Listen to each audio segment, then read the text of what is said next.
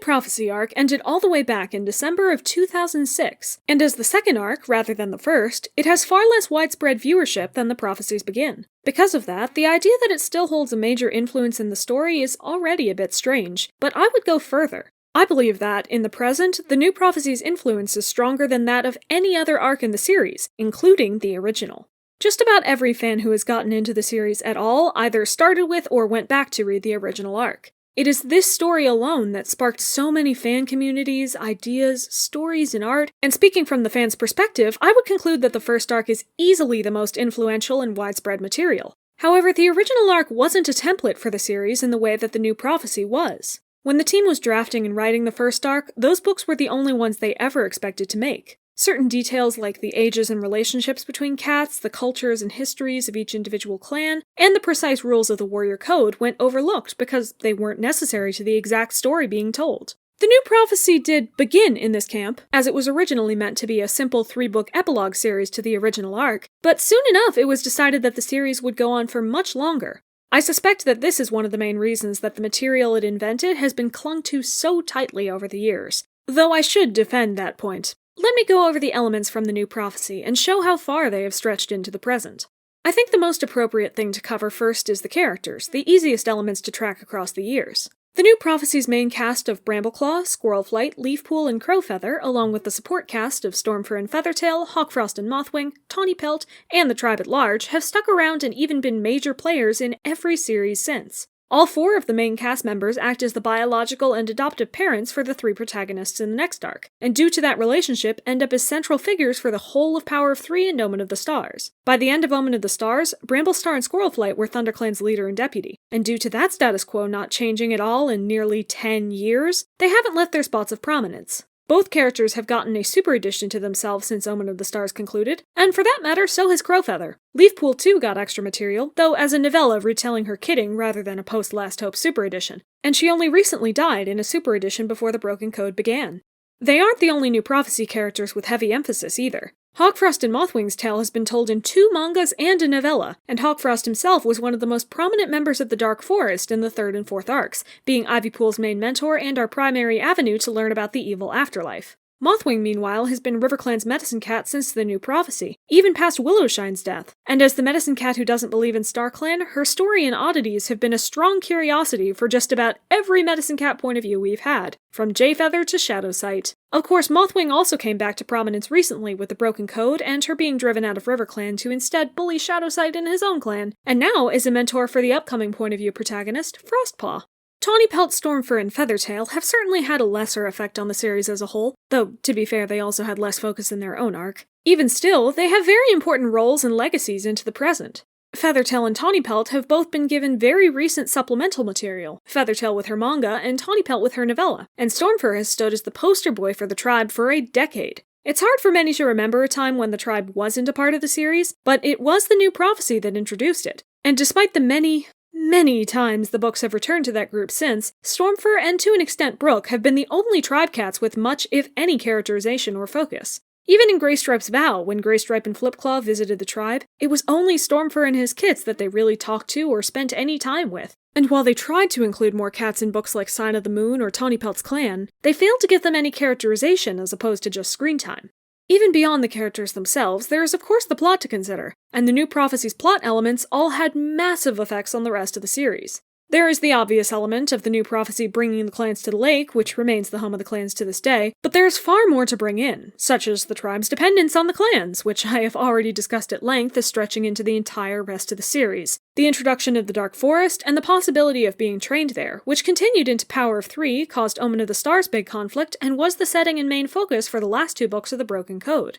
Greystripe's disappearance and Brambleclaw taking up his position instead was brought up not only in Power of Three with their deputy struggle, but in an entire 3-part manga series, which was in fact the first mangas the team ever put out, so it indirectly started the concept of Warriors mangas at all. Tallstar's decision to make One Whisker the leader and Mudclaw's subsequent coup spawned an entire character arc for One Star, starting from Power of Three and ending when it spawned the main plotline for A Vision of Shadows, and also was the focus for last year's extended manga, Winds of Change, which featured Mudclaw himself as the point-of-view character. Cinderpelt's impactful death created the Cinderheart reincarnation plot, which stretched until the very end of Omen of the Stars. And perhaps most importantly, the relationships that took up so much of the arc, especially in its latter half, fuel 3 of the subsequent 4 arcs that follow the main timeline. Leafpool and Crowfeather's forbidden relationship resulted in 3 kits, 2 of whom were part of the prophesized 3, and all of whom were raised by Squirrelflight and Brambleclaw instead, with no clue as to who their biological parents were. And their breakup caused Crowfeather and Nightcloud to get together and have Breezepelt, one of the main antagonists in Power of 3 and Omen of the Stars. The relationships of those couples with each of their kits was one of the only things that could reasonably be called a plot in Power of 3, and was still a central point in Omen of the Stars as well. Meanwhile, the relationship between Squirrelflight, Brambleclaw, and Ashfur was not only the birth of the most famous moment in Power of 3, and perhaps all of Warriors, and the cause for much of the tension in Omen of the Stars, but also the reason for the entirety of the Broken Code to have happened.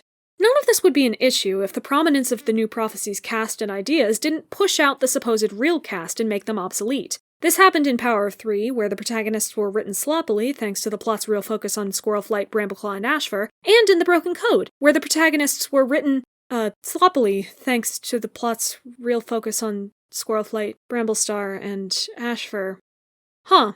All told, it often seems that Ashfur, Squirrelflight, and Bramblestar were the real protagonists of the Broken Code, rather than Bristlefrost, Rootspring, and Shadowsight, whose jobs were more about witnessing and assisting in their story, with the probable exception of A Light in the Mist. While the characters from the first arc have definitely stuck around and kept popping up since their arc ended, it never got to the level of intrusion that the TNP cast has. The strongest examples to the contrary are probably, first, the number of first arc cats who appear in StarClan or Dark Forest scenes, such as Bluestar, Yellowfang, and Tigerstar. Second, the climactic and somewhat overshadowing roles that Tigerstar and Firestar played in The Last Hope. And last, the strangely large roles that Greystripe and Firestar played in the most recent arc.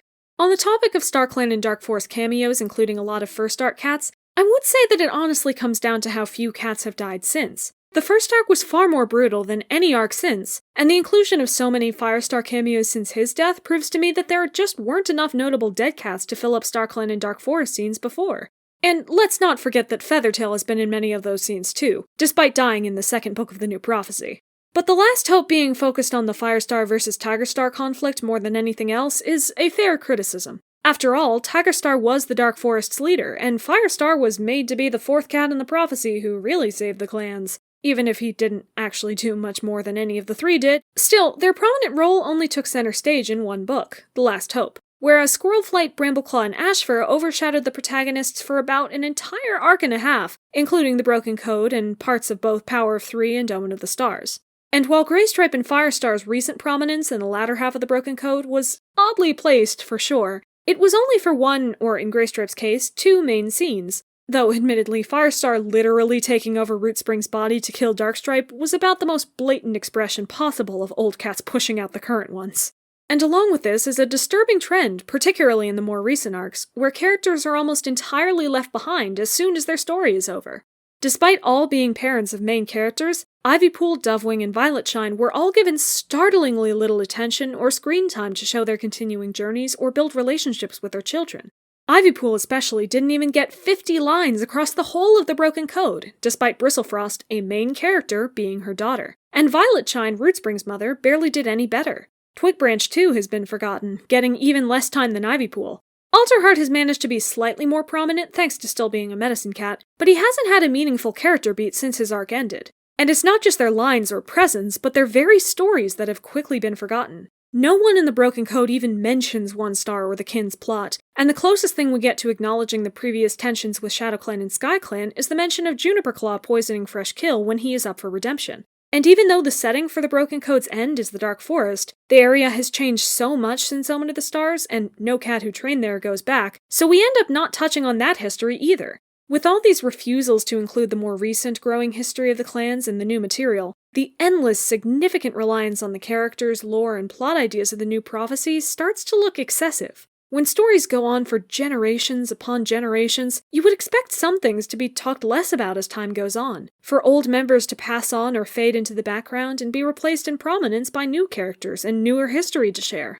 But instead, the original arc, and especially the New Prophecy, are still being treated as the blueprint from which all new stories should arise, which I consider to be a disservice to the narrative. Evolution and change are what keep the new books interesting. And part of that involves not just adding new characters, not even just letting the new characters be the focus, but treating recent history as just as or more important than history further away, and involving the characters who have come shortly before. If there was one thing I could do to change the levels of intimacy and realism in the communities in Modern Warriors, it would be that. Though it wouldn't hurt to abandon most of the new prophecy. It's amazing they even got this much material out of such a nothing arc.